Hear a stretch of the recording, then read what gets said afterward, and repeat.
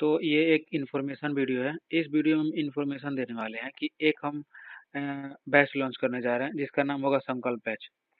इसका नाम होगा संकल्प बैच। जिसका नाम क्या होगा तो उस बैच का नाम होगा संकल्प बैच। इस बैच को ये होगा एकदम फ्री।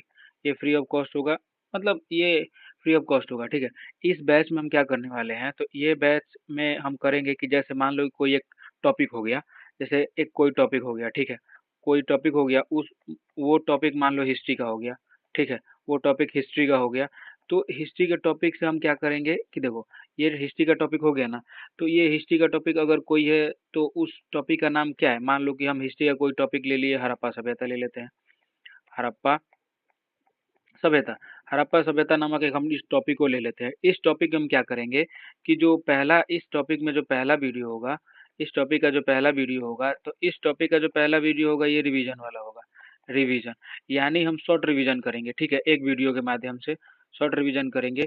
और ये जो रिवीजन होगा ये किस किस एग्जाम के लिए होगा, तो चूंकि मैं खुद जो मैं बीपीएससी का करता हूँ, तो मैं इसमें बीपीएससी का भी ऐड किया हूँ। इसमें दरोगा का भी ऐड करूंगा, दरोगा का भी ऐड करूंगा। और इसमें बिहार पुलिस का भी, इसमें बिहार पुलिस का भी। इन तीनों का कंटेंट, इन तीनों को देखते हुए इसमें कंटेंट ऐड किया जाएगा रिवीजन वाले में। मतलब शॉर्ट्स नोट्स इसमें बनाया जाएगा, शॉर्ट नोट्स इसमें बनाया जाएगा, ठीक है। और फिर दूसरे लेक्चर में जब हम एक लेक्चर में जब हम इस वीडियो कर लेंगे, रिवीजन कर लेंगे, तो फिर सेकेंड वीडियो में हम क्या करेंगे, सेकेंड वीडियो में इससे रिलेटेड, इस बिहार पुलिस, दरोगा, बीपीएससी, ये जो तीनों है ना, तो इस तीनों से जितने भी प्रीवियस ईयर एमसीक्यू पूछे गए हैं, पीवाईक्यू पूछे गए हैं, तो उन पीवाईक्यू को हम लोग किस में हल करेंगे, तो सेकेंड वीडियो में, यानी हम लेक्चर नंबर 2 में इसमें हल करेंगे। तो ये ऐसे हम स्टार्ट करेंगे। पहले हम स्टार्ट करेंगे आपका हिस्ट्री के हड़प्पा सभ्यता से। हम धीरे धीरे उसके बाद हम लोग ज्योग्राफी भी स्टार्ट करेंगे। ज्योग्राफी के बाद हम लोग पॉलिटी भी स्टार्ट करेंगे। पॉलिटी भी को हम भी लेकर चलेंगे। मतलब इन सारे का एक शॉर्ट नोट, जैसे जैसे जैसे अभी मेरा हड़प्पा का चैप्टर कंप्लीट हुआ, तो उसका हम क्या करेंगे कि उसका हम एक शॉर्ट नोट्स बना लेंगे। उसका में एक शॉर्ट नोट्स बनाएंगे और उसी शॉर्ट नोट्स का हम रिवीजन वाईटी पे करेंगे। और फिर उसके बाद हम जितना भी एमसीक्यू पूछा गया है बीपीएससी में भी, दरोगा में भी और बिहार पुलिस में भी, तो उसको हम लोग दूसरे लेक्चर में कंप्लीट करेंगे। यानी एक एक टॉपिक पे लगभग 2 वीडियो आ सकते हैं, एक टॉपिक पे लगभग 2 वीडियो आ सकते हैं। ऐसे करके हम लोग ज्योग्राफी को भी करेंगे, पॉलिटिकल को भी करेंगे। देन आगे हम लोग और भी करेंगे, जैसे हम लोग इकोनॉमिक्स को भी करेंगे। और ज्योग्राफी, हिस्ट्री हो गया, ज्योग्राफी हो गया, पॉलिटिकल साइंस हो गया, इकोनॉमिक्स हो गया। हम लोग साइंस को भी आगे हम चल के कंप्लीट करेंगे। तो ये जो बैच है ना, वो इसको हम लोग टोटल फ्री रखे हैं। इसे दोनों का फायदा है। मेरा मेरा है कि मेरा रिवीजन हो जाएगा और आप लोग को कुछ सीखने को मिल जाएगा, सीखने को मिल जाएगा। तो ये मेरा जो ये मैं अपना जो ये फ्री बैच है, तो ये जो मैं संकल्प बैच है, ये मैं फर्स्ट टाइम लॉन्च कर रहा हूँ किसी अपने चैनल पे। तो चलिए देखते हैं। हम इसमें हमने पिछले लेक्चर में, यानी पिछले हम इंफॉर्मेशन वीडियो में हम बताए थे कि पहले हम हड़प्पा सभ्यता से स्टार्ट करने वाले हैं हिस्ट्री के। तो वही देखते हैं आज हड़प्पा सभ्यता के बारे में। ये हमारा हड़प्पा सभ्यता हो गया। ये हमारा ये हमारा हड़प्पा सभ्यता हो गया। हम इनसे आज बात करने वाले हैं, इनसे बात करेंगे हड़प्पा सभ्यता के बारे में। तो चलिए शुरू करते हैं। तो देखिए, हड़प्पा सभ्यता की जो पहली जानकारी है ना, वो 1826 में चार्ल्स मैसन ने दिया था। सबसे पहले चार्ल्स मैसन ने इसका सभ्यता की जानकारी दिया था। फिर दूसरी बारी सभ्यता की जानकारी कनिंघम द्वारा दिया गया था 1853 और 1873 के मध्य। और इस हड़प्पा सभ्यता का जो अवशेष मिला है, अवशेष जो मिला था, जो बॉटन बंधु नामक जो दो भाई थे, तो वो 1856 में क्या कर रहे थे, 1856 में वो कराची से लाहौर से कराची के बीच एक रेलवे लाइन बिछा रहे थे। रेलवे लाइन, तो उस बिछाने रेलवे लाइन बिछाने में क्या घट गया था, तो ईंट घट गया था। ईंट घट गया था, तो ईंट घटने में जब वो अवशेष में खुदाई किए ना, तो वहां से बहुत सारे ईंटों को उसने प्राप्त किया। जब प्राप्त करते करते वहां पे जब एक मकान मिल गया। मकान मिलने के बाद वो बताया गया किससे, तो वो जॉन मार्शल से बताया गया, जॉन मार्शल से। जॉन मार्शल ने क्या किया कि दयाराम साहनी को बोले कि जाकर तुम उत्खनन करो। तो हड़प्पा सभ्यता का जो उत्खनन है वो 1921 ईस्वी में दयाराम साहनी द्वारा किया जाता है। किनके द्वारा किया जाता है, तो दयाराम साहनी द्वारा हड़प्पा सभ्यता का उत्खनन किया जाता है, ठीक है। उत्खनन किया जाता है। उत्खनन 1921 में दयाराम साहनी द्वारा किया जाता है। किनके अंडर में, तो जॉन मार्शल के अंडर में। और जो पहला स्थल था वो हड़प्पा था। जिसका खोज दयाराम शाही ने किया था, और दूसरा स्थल था वो मोहनजोदड़ो को खोजा गया था 1922 ईस्वी में, और वो उसने राखलदास बनर्जी ने खोजा था। राखलदास बनर्जी ने खोजा था। इस हड़प्पा सभ्यता का जो कुल क्षेत्रफल है वो लगभग 13 लाख किलोमीटर है। एक अप्रोक्सीमेट माना जाता है, जिसका एग्जैक्ट वो है 12,99,600 वर्ग किलोमीटर। है कि यह कितना वर्ग किलोमीटर में फैला है। इसका आकार अभी त्रिभुजाकार है, लेकिन जो वर्तमान समय में अनेक स्थल खोजे जा रहे हैं, तो इसका आकार चतुर्भुजाकार हो गया है। चतुर्भुजाकार हो गया है इसका आकार, अभी वर्तमान में चतुर्भुजाकार हो गया है। और सबसे जो नवीनतम स्थल है वो सिन्हौली है। यूपी के बागपत में सिन्हौली नामक खोजा गया था। इस पे एक डॉक्यूमेंट्री है मनोज बाजपेयी का, वो आप देख सकते हैं। मनोज भाई बाजपेयी का डॉक्यूमेंट्री है। और जो 13 लाख वर्ग किलोमीटर में इस सभ्यता का क्षेत्र फैला हुआ है, तो वो फैला हुआ है, तो आज मतलब वर्तमान भारत के 40% भाग पे फैला हुआ है। और ये जो कुल क्षेत्रफल का 13 लाख है वो किन देशों में फैला हुआ है, तो वो 3 देशों में फैला हुआ है। पहला फैला हुआ है भारत में, दूसरा फैला हुआ है अफगानिस्तान में, अफगान में, और तीसरा फैला हुआ है आपका पाकिस्तान में। पाकिस्तान में तीसरा में फैला हुआ है, तो 3 देशों में यह फैला हुआ है। नेक्स्ट आगे बात करते हैं कि भारतीय सर्वेक्षण विभाग यानी एएसआई का स्थापना 1861 में किया गया था कनिंघम के द्वारा। और कनिंघम को भारतीय पुरातत्व का पिता कनिंघम को कहा जाता है।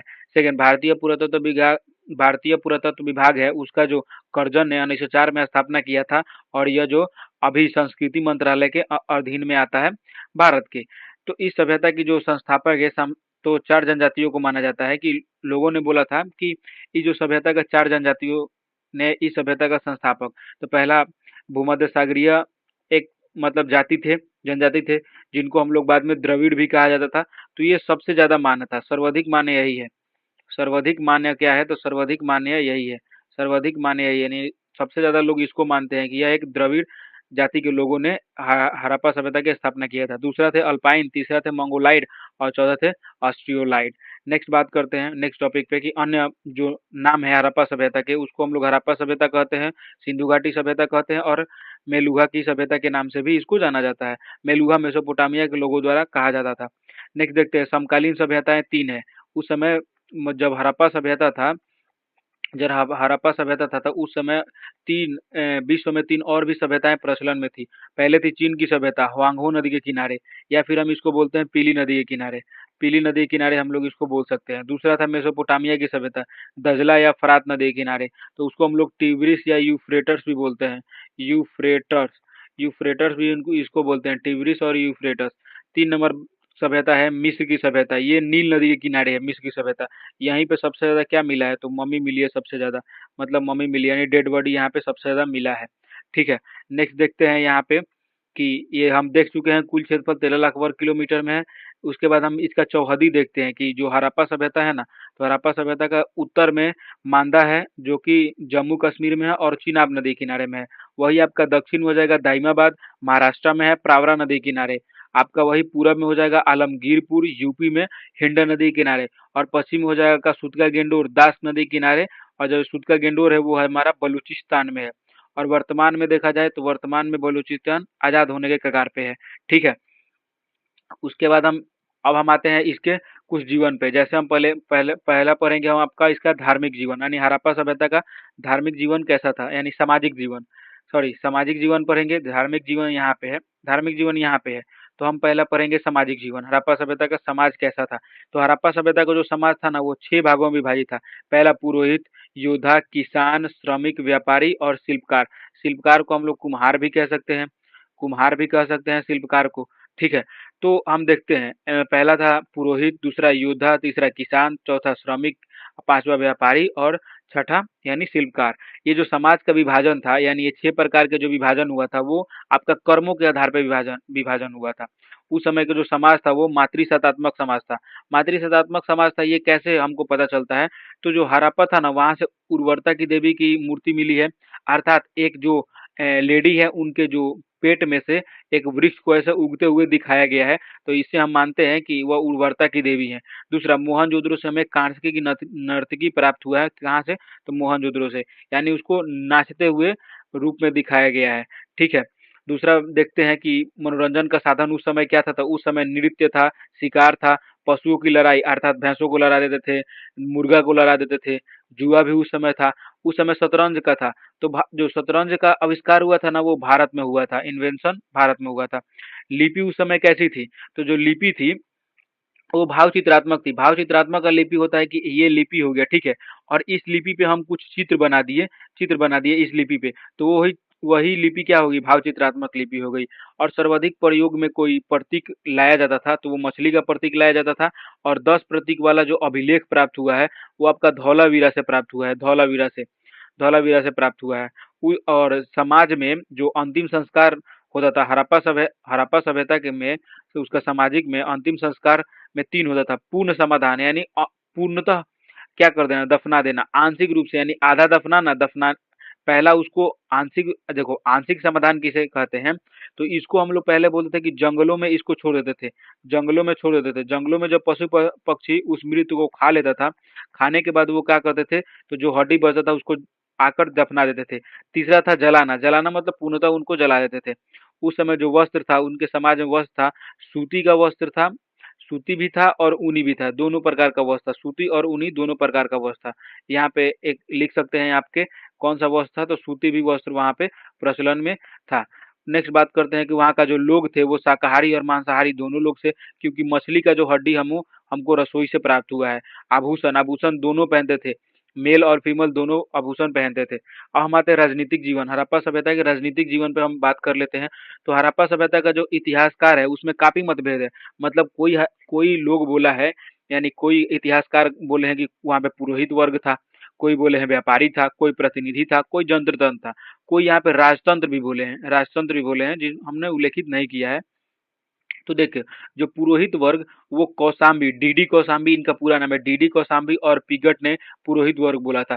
और यही सर्वाधिक मान्य है, यानी सबसे ज्यादा इतिहासकार मानते थे कि हड़प्पा सभ्यता का जो समाज था वो जो राजनीतिक था वो पुरोहित लोगों के हाथों में था। दूसरा है व्यापारिक वर्ग, ये रामशरण शर्मा हैं जो इतिहासकार हैं, इनका हमने बुक भी पढ़ा था, जो आता है आपका एंशिएंट हिस्ट्री पे आता है, एंशिएंट हिस्ट्री पे इनका बुक आता है, ठीक है, तो हमने पढ़ा है। तीसरा नाम बात करते हैं कि प्रतिनिधि शासन, मैके के काल में मैके ने बताया था कि यहाँ पे कोई प्रतिनिधि शासन था। चौथा जनतंत्रात्मक, हंटर ने बताया था कि यहाँ पे जनतंत्रात्मक शासन है। पिगट नामक एक इतिहासकार ने कहा था कि जो हड़प्पा सभ्यता की दो राजधानी है, एक हड़प्पा है और एक मोहनजोदड़ो है, ठीक है। और हंटर नामक एक वैज्ञानिक ने बताई थी, वैज्ञानिक बोलते हैं, इतिहासकार ने बताया था कि हड़प्पा सभ्यता को राजतंत्र की जगह जनतंत्र मानना चाहिए। क्यों मानना चाहिए? क्योंकि अगर वहां पे राजतंत्र होता तो वहां से कोई राजा का हमें राजा ना कोई हमें राजा का ना कोई राजा का हमें कोई मूर्ति प्राप्त हुआ है, ना हमको राजमहल प्राप्त हुआ है,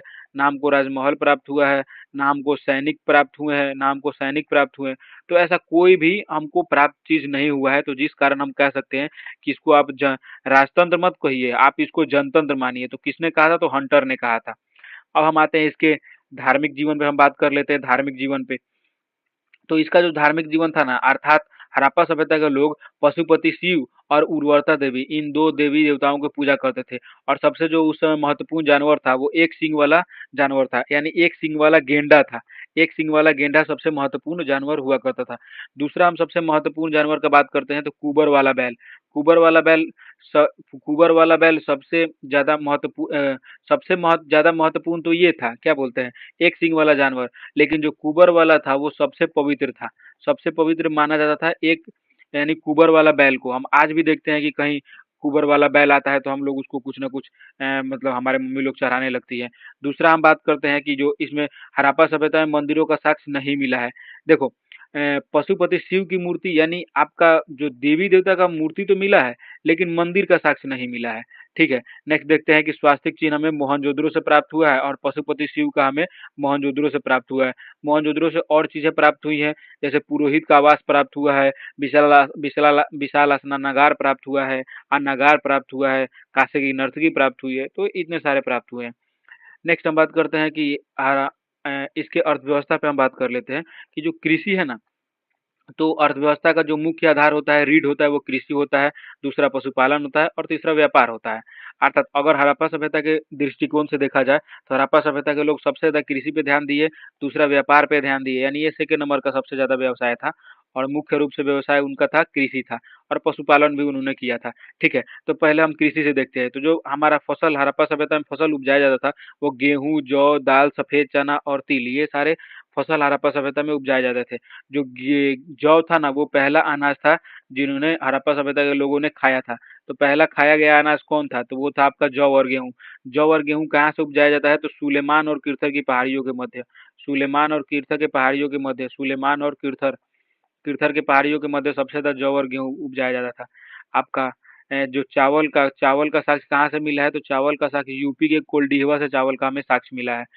उसके बाद देखते हैं कि जो हमारा वर्ल्ड है, तो मतलब विश्व में सबसे बार कपास का पहली बार उत्पादन कहाँ हुआ था? तो वो हड़प्पा सभ्यता में ही हुआ था। हड़प्पा सभ्यता के लोग गन्ना से परिचित नहीं थे। हड़प्पा जब गन्ना से परिचित नहीं थे, अर्थात उनके पास मीठा का कोई और सोर्स था, तो था वो मधुमक्खी के जो छत्ता था उनसे शहद प्राप्त करते थे, और उनसे अपना मीठा का जरूरत पूरा करते थे। जब उनके पास गन्ना का मतलब प्रमाण या गन्ना को वो नहीं जानते थे, तो इससे अपना बात बनाते थे। नील की खेती का साक्ष्य हमें कहाँ से प्राप्त हुआ है? तो नील की खेती का साक्ष्य हमें रोजदी से प्राप्त हुआ है, जो कि गुजरात में है। और हमें हड़प्पा सभ्यता में जो अर्थव्यवस्था है, तो सिंचाई और हमें बांध का साक्ष्य कहाँ से मिला है? तो धौलावीरा से मिला है। धौलावीरा भी कहाँ है? तो वह भी गुजरात में ही स्थित है। व्यापार से हम बात कर लेते हैं कि जो है व्यापार, हमारा हड़प्पा सभ्यता की दूसरी सबसे मुख्य पेशा क्या है? तो व्यापार है। व्यापार में वो वस्तु विनिमय प्रणाली करते थे और आंतरिक व्यापार दोनों करते थे। यानी वो आंतरिक व्यापार मतलब आंतरिक व्यापार और बाह्य व्यापार दोनों करते थे। ठीक है, यानी वो देश विदेश से ही व्यापार करते थे और अपने राज्यों से ही व्यापार किया करते थे। ठीक है, तो उन्होंने टीन का सर्वाधिक जो टीन का मतलब मंगाया था, वो ईरान से मंगाया था और अफगान से मंगाया था। ईरान और अफगानिस्तान से उन्होंने क्या मंगाया था? तो टीन मंगाया था। तांबा मंगाया था आपका राजस्थान के खेतरी से। तांबा कहाँ से मंगाया था? तो राजस्थान के खेतरी से तांबा मंगाया था। ठीक है, चांदी और सीसा, सीरा नहीं, चांदी और सीसा, चांदी और सीसा ईरान और अफगानिस्तान से मंगवाया गया था। वहीं आपका सोना ईरान और दक्षिण भारत से मंगवाया गया था। ठीक है, यहाँ पे जो हड़प्पा सभ्यता का जो व्यापार है, तो व्यापार में प्रमुख बंदरगाह भी हम देख सकते हैं कि जो हड़प्पा सभ्यता के दो प्रमुख बंदरगाह कौन है? तो एक है आपका लोथल, लोथल जो गुजरात में है, और एक आपका सुतकोटदा, सुतकोटदा। ये सुतकोटदा आपका पाकिस्तान में है, पाकिस्तान के बलूचिस्तान साइड में है। तो इन दो जगहों से हड़प्पा सभ्यता के बंदरगाह प्राप्त हुए हैं। ठीक है, उसके बाद देखते हैं पशुपालन। यहाँ पे अगर व्यापार में देखें ना, तो यहाँ से गोदीवारा का ही प्रमाण मिला है। गोदीवारा डॉकयार्ड, इसका इसका भी मतलब प्रमाण मिला है। उसके बाद पशुपालन पे हम बात कर लेते हैं। पशुपालन सर्वप्रथम कुत्ता को पाला गया था। पशुओं के रूप में सर्वप्रथम कुत्ता को पाला गया था। उसके बाद अन्य और भी है, जैसे भेड़ है, बकरी है, भैंस है, सुअर है, गाय है। ये सारे अन्य जानवरों को भी हम लोग क्या बनाए थे? तो हमारे जो पूर्वज थे, यानी हड़प्पा सभ्यता के लोग वाले पालतू बनाए थे। ठीक है, उसके बाद देखते हैं कि जो प्रमुख पशु है वो एक सींग वाला गेंडा है। सबसे पवित्र पशु है वो कुबल वाला बैर है। वो और किसे वो परिचित नहीं थे? तो घोड़ा और शेर से लोग परिचित नहीं थे, किंतु घोड़ा का हमें साक्ष्य मिला है। अब ऐसे बात है कि जे हम लोग तो घोड़ा से मतलब हड़प्पा सभ्यता के लोग घोड़ा से परिचित नहीं थे। मतलब ये परिचित नहीं थे, लेकिन साक्ष्य कैसे मिल गया जब परिचित नहीं थे? तो वो साक्ष्य केवल तीन ही जगह से मिला है, लोथल से मिला है, सुरकोटदा से मिला है, मोहनजोदड़ो से मिला है। और आप देखिए कि हमने यहाँ पे बताए थे कि दो प्रमुख बंदरगाह, बंदरगाह मतलब लोथल और सुरकोटदा। यहाँ पे लोथल और सुरकोटदा और मोहनजोदड़ो। तो ये कहा जाता है ना कि यहाँ पे लोग व्यापार करने आए थे। शायद व्यापार करने आपका घोड़ा से मतलब घोड़ा से व्यापार करने आए होंगे, और वो घोड़ा यहाँ पे घोड़ा का डेथ हो चुका होगा और वहाँ पे छोड़ दिए होंगे, इसीलिए यहाँ पे उसका क्या मिलता है? तो उसका बोन यानी उसका अस्थिया मिलता है। अगर हड़प्पा सभ्यता के लोग इससे परिचित होते, तो सारे जगह पाए जाते, सारे सभ्यताओं में पाए जाते, यानी सारे स्थलों पाए जाते हैं, लेकिन तीन ही स्थलों पे हैं, लोथल, सुरगोरदा और मोहनजोदड़ो। हमें ऊँट का भी साक्ष्य मिला है। तो ऊँट का साक्ष्य हमें कहाँ से मिला है? तो कालीबंगा। कहाँ है कालीबंगा? तो हमारा राजस्थान में है। कालीबंगा को हम लोग क्या बोलते हैं? तो काली मिट्टी का चूरी बोलते हैं। काली मिट्टी का चूरी हम लोग बोलते हैं कालीबंगा को। ठीक है, नेक्स्ट देखते हैं हमारा क्या क्या हो गया। एक बार देखते हैं, धर्म भी हो गया हमारा, राजनीतिक हो गया। अब हम थोड़े से विज्ञान और प्रौद्योगिकी की बात कर लेते हैं। विज्ञान और प्रौद्योगिकी पे हम थोड़ा बात कर लेते हैं। तो विज्ञान और प्रौद्योगिकी पे सबसे पहले हम धातु कला पे बात करते हैं, यानी धातु कौन कौन से था? तो हम धातु, तो सोना, चांदी, तांबा और कांसा से हम लोग परिचित थे, लेकिन लोहा से हम लोग क्या थे? तो परिचित नहीं थे। और जो कांसा का निर्माण किया जाता था, वो कॉपर और टीन का उपयोग करके निर्माण किया जाता था। अगर ऐसा देखा जाए तो 85% इसका और प्लस 15% इसका उपयोग किया जाता था। ठीक है, दूसरा देखते हैं हम गणित और मापतल देखते हैं। तो हमें गणित और मापतल का ज्ञान था, क्योंकि हमारे पास दशमलव प्रणाली थी। उस समय जो जब हड़प्पा सभ्यता में दशमलव प्रणाली का मतलब होता था आपका 1 से लेकर 9 तक ही, 1 से लेकर 9 तक ही। लेकिन वर्तमान में दशमलव प्रणाली का मतलब होता है 0 से लेकर 9 तक, जो आर्यभट्ट ने दिया था। जीरो का ज्ञान उन लोगों के पास नहीं था, लेकिन फिर भी वो दशमलव प्रणाली बोला करते थे। ठीक है। जो बांट है, बांट वह हमारा बांट मतलब हो सकता है वेट मापने वाला यानी केजी वाला। तो 16 के गुणक में पाया गया है, यानी जो सबसे न्यूनतम बाट था तो वो कितना केजी का था, तो 16 केजी का। और ऐसे ही आगे था, 16 का था, 32 का था, 64 का था, ऐसे ही आगे बढ़ते था। ठीक है। अब हम बात करते हैं मृदभांड पे। मृदभांड का मतलब हम एक ये भी घड़ा भी हम इसको लिख सकते हैं, घड़ा मृदभांड मतलब घड़ा भी हो सकता है। ठीक है। तो मृदभांड का जो निर्माण हुआ है, तो निर्माण हुआ है इसका टेराकोटा से। टेराकोटा का मतलब होता है पक्की मिट्टी से मृदभांड का निर्माण हुआ है। मृदभांड दो प्रकार के थे, एक साधारण मृदभांड था, एक रंगीन। साधारण वाला ब्लैक कलर का था और रंगीन ब्लैक और रेड दोनों में था। इस जो मृदभांड है उसमें हम लोग वृक्ष, वृत्त और मनुष्य चित्र को भी दर्शाया जाता था। ठीक है। सीले और मुहरे के बारे में बात करते थे। मुहरे जो थी ना वो सबसे अनूठी प्रणाली थी, यानी जो सर्वाधिक प्राप्त मुहरे हैं वो वर्गाकार में प्राप्त हुआ है, सर्वाधिक वर्गाकार में प्राप्त हुआ है। हड़प्पा सभ्यता से उत्खनन के दौरान लगभग 2000 से ज्यादा मोहरे हमें या फिर सीले प्राप्त हुई हैं, और जो 500 से अधिक सीले प्राप्त हुई हैं केवल मोहनजोदड़ो से। ठीक है।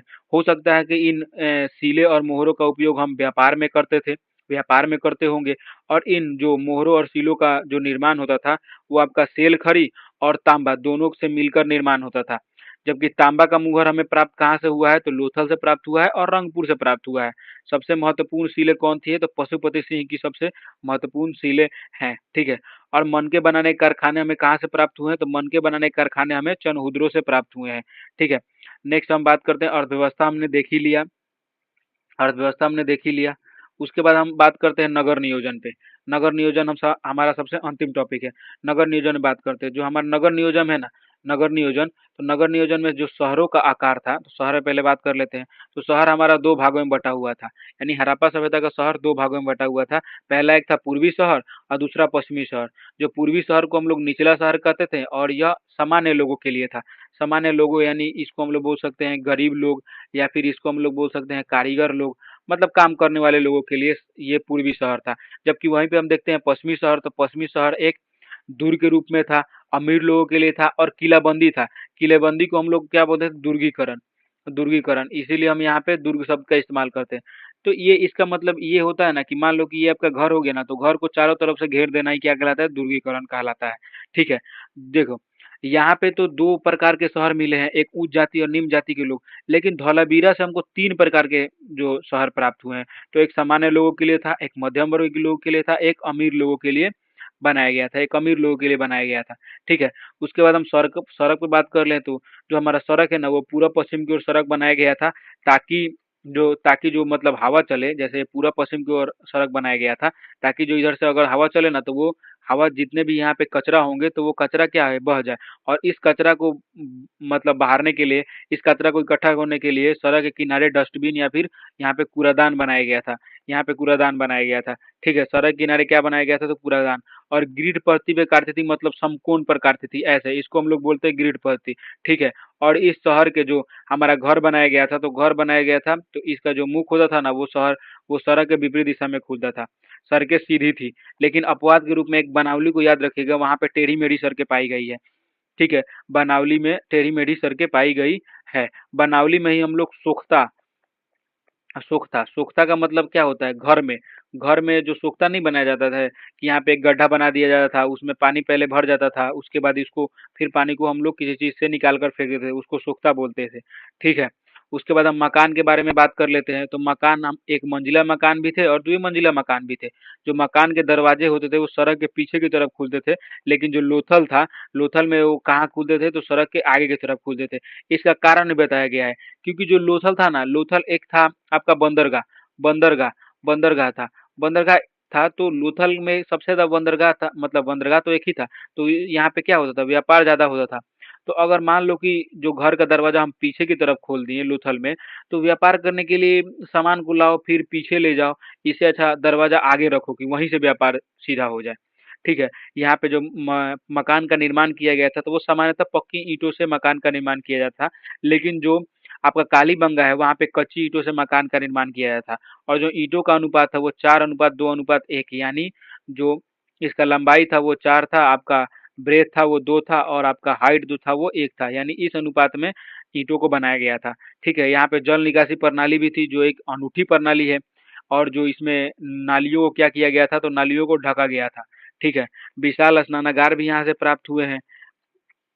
उस स्नानागार में नीचे उतरने के लिए हमारे पास उत्तर और दक्षिण की तरफ सीढ़ियाँ थी। और वहाँ पे एक स्नानागार में एक कुआं भी बनाया गया था कि अगर हमारा जो स्नानागार है उसका जो अगर पानी मतलब गंदा हो जाए, पानी गंदा हो जाए, तो फिर हम एक गंदा पानी को नाला के माध्यम से बाहर निकाल देंगे और फिर कुआं के माध्यम से नया पानी को भर देंगे।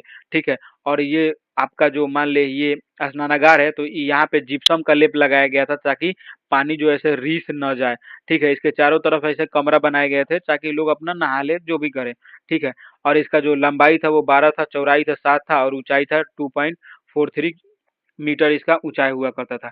ठीक है, अब हम देखते हैं हड़प्पा सभ्यता के कुछ स्थलों के बारे में, यानी हड़प्पा सभ्यता के जो उत्खनन है वो कौन कौन किए थे। तो जो हड़प्पा सभ्यता है ना, तो हड़प्पा सभ्यता में चनहुदरों का जो उत्खनन है, तो चनहुदरों का उत्खनन मजूमदार ने किया था 1931 ईस्वी में।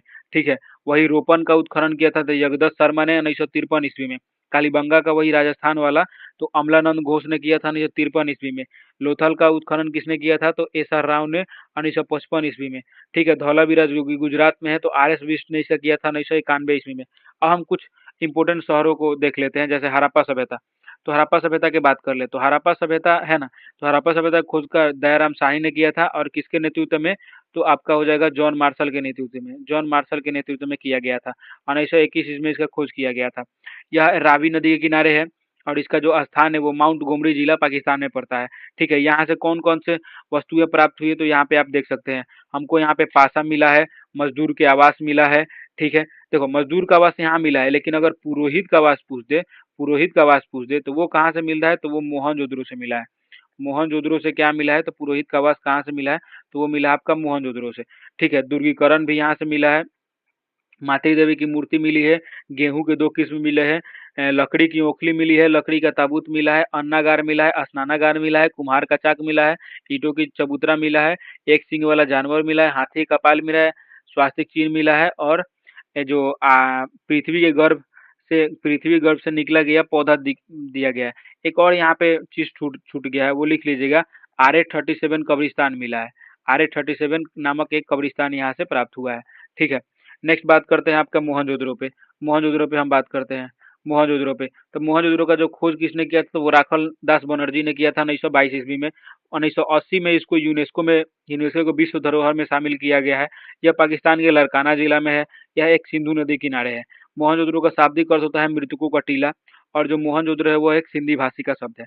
ठीक है, यहाँ से कौन कौन से स्थल प्राप्त हुए, तो विशाल स्नानागार प्राप्त हुआ है, विशाल अन्नागार प्राप्त हुआ है, एक स्तूप के साक्ष्य प्राप्त हुए हैं, चावल के साक्ष्य प्राप्त हुए हैं, एक नगण्य नरसी की मूर्ति प्राप्त हुई है, पुरोहित मूर्ति प्राप्त हुआ है, तांबे का ढेर प्राप्त हुआ है, एक विश्वविद्यालय प्राप्त हुआ है, पशुपति शिव की मुहर प्राप्त हुआ है, सूती वस्त्र प्राप्त हुआ है, सभागार प्राप्त हुआ है, घर में कुआं प्राप्त हुआ है। हाँ, यहाँ से घर में कुआं प्राप्त हुआ है, लगभग 700 से प्लस यहाँ पे कुआं प्राप्त हुआ है। ठीक है, एक हमें उस स्तूप भी प्राप्त हुआ है, एक हमें स्तूप भी प्राप्त हुआ है। नेक्स्ट हम देखते हैं चनहुदरों के बारे में, 3 नंबर चनहुदरों के बारे में। चनहुदरों का जो खोज करता है वो मजूमदार है 1931 ईस्वी में। नदी कौन सी है, तो रावी नदी किनारे है, और यह एक दुर्ग रहित है, यानी इसमें किला ही नहीं बनाया गया है। दुर्ग रहित मतलब कोई ये घर हो गया ना, तो घर के चारों तरफ दुर्ग रहित है, यानी यह शहर ही पूरा दुर्ग रहित शहर है। यह एक औद्योगिक शहर है, यानी यहाँ पे देखो, यहाँ पे वज्राकार ईंट मनका बनाया जाता था, लिपस्टिक सौंदर्य वाला सामान बनाया जाता था, तो गुड़िया बनाया जाता था, सुई का धागा बनाया जाता था, अलंकृत ईंट, बिल्ली का पीछा करता हुआ कुत्ता, और यहाँ से बैलगाड़ियां भी प्राप्त हुई हैं। नेक्स्ट बात करते हैं हमारा कालीबंगा के बारे में। तो कालीबंगा का खोज करता है वो अमलानंद घोष है। इसका नदी है घग्गर नदी, हाकरा नदी है, सरस्वती नदी। यह नदी अभी कहाँ हो चुकी है, तो अभी विलुप्त हो चुकी है ना, यह नदी अभी विलुप्त हो चुकी है। ठीक है, इसका अर्थ होता है काली मिट्टी का चूड़ी। काली मिट्टी का चूड़ी इसका अर्थ होता है। यहाँ से प्राप्त क्या क्या प्राप्त हुआ है, तो जूता हुआ खेत सा प्राप्त हुआ है, लकड़ी का हल प्राप्त हुआ है, ऊँट की अस्थि प्राप्त होती हुई है, 7 अग्निवेदी का यानी हवन कुंड प्राप्त हुआ है, कच्ची ईंट प्राप्त हुई है और अलंकृत ईंट प्राप्त हुई है, यानी इतना प्राप्त हुआ है यहाँ से। नेक्स्ट देखते हैं लोथल। लोथल एक क्या है, तो लोथल एक प्राचीन बंदरगाह है। इसका खोजकर्ता एस आर राव ने किया था। यह भोगवा नदी के किनारे है। भोगवा नदी के किनारे है। यहाँ से कौन कौन से वस्तु प्राप्त हुए हैं तो वो एक बार देख लेते हैं। लकड़ी के जहाज के नमूने प्राप्त हुए हैं। हाथी कपाल के साक्ष्य प्राप्त हुए हैं। हाथी के दांत से बना स्केल प्राप्त हुआ है। चावल और जौ के छिलके प्राप्त हुए हैं। गोदीबारा यानी डॉकयार्ड प्राप्त हुआ है। घोड़े के साक्ष्य प्राप्त हुए हैं। घोड़े के साक्ष्य और कहाँ कहाँ से प्राप्त हुए हैं तो मोहनजोदड़ो से प्राप्त हुआ है। और लोथल से प्राप्त हुआ है। सुरकोटदा से प्राप्त हुआ है। 7 नंबर बात करते हैं कि माप तौल के उपकरण भी यहाँ से प्राप्त हुए हैं। युगल समाधान यानी दो डेड बॉडी यहाँ से ही प्राप्त हुआ है। ठीक है, युगल समाधान। धौलावीरा का बात कर लेते हैं। धौलावीरा कहाँ है तो ये भी आपका गुजरात में है, यानी जीटी मतलब गुजरात में। 1921 में इसको यूनेस्को के विश्व धरोहर में शामिल किया गया था। खोजकर्ता कौन है इसके, आर एस बिष्ट। नदी कौन सी है, लूनी नदी। लूनी नदी कहाँ निकलती है तो लूनी नदी आपके अरावली से निकलती है, अरावली पर्वत से, जो कि आपका आरजे यानी राजस्थान में है। नेक्स्ट बात करते हैं यहाँ पे कौन कौन से वस्तुएं प्राप्त हुए हैं तो सिंचाई के साक्ष्य प्राप्त हुए हैं एवं बांध प्राप्त हुआ है। 3 भागों में बांटा गया नगर प्राप्त हुआ है और 10 भावचित्र वाला लिपि प्राप्त हुआ है। इसके जो पतन के कारण कौन कौन से हैं तो वो हम बात कर लेते हैं पतन के कारण के बारे में कि किस इतिहासकार ने। इस इतिहासकार में काफी मतभेद है कि किसने क्या बताया है। तो 1 नंबर बात कर लेते हैं कि बाह्य आक्रमण किसने बताया है तो बाह्य आक्रमण आर्यों को बताया गया है कि आर्य ने बाह्य आक्रमण कर दिया गया था। तो वो व्हीलर ने बताया था, पिगट ने और गॉर्डन चाइल्ड ने बताया था। क्योंकि महामारी किसने बताया था तो वो कैनेडी ने महामारी बताया था। जलवायु परिवर्तन किसने बताया तो आर एच स्टीन या फिर ए एन घोष ने। भूकंप किसने बताया था तो भूकंप बताया था आपका रैकर्स ने। बाढ़ किसने बताया था तो जॉन मार्शल और आर एस बिस्ट। यही वीवीआई है, यही वीवीआई है, यानी सबसे ज्यादा कौन पूछा जाता है तो ऑप्शन नंबर 5। नेक्स्ट देखते हैं कि सूखा किसने बताया तो ये खड़गपुर, ये वीवीआई है। ये मतलब ये भी पूछा जाता है क्योंकि ये सबसे अलग बताया था और ये इम्पोर्टेंट है, मतलब वास्तव में यही हुआ था। 90% इतिहासकारों का मानना है, 90% इतिहासकारों का मानना है कि ऐसा ही हुआ था। तो ये हमारा इंड होता है, ये हमारा इंड होता है। नेक्स्ट हम क्या करेंगे, इसका एमसीक्यू चर्चा करेंगे हम अगले वीडियो में। पीवाईक्यू, पीवाईक्यू किस किस का पीवाईक्यू हम बात करेंगे उसमें तो उसमें भी पीएससी का पीवाईक्यू होंगे, उसमें दरोगा के पीवाईक्यू होंगे, दरोगा के पीवाईक्यू होंगे, उसमें बिहार पुलिस का पीवाईक्यू होंगे, उसमें बिहार पुलिस का पीवाईक्यू होंगे। मेन यही एग्जाम को टारगेट करके उसका पीवाईक्यू कराया जाएगा।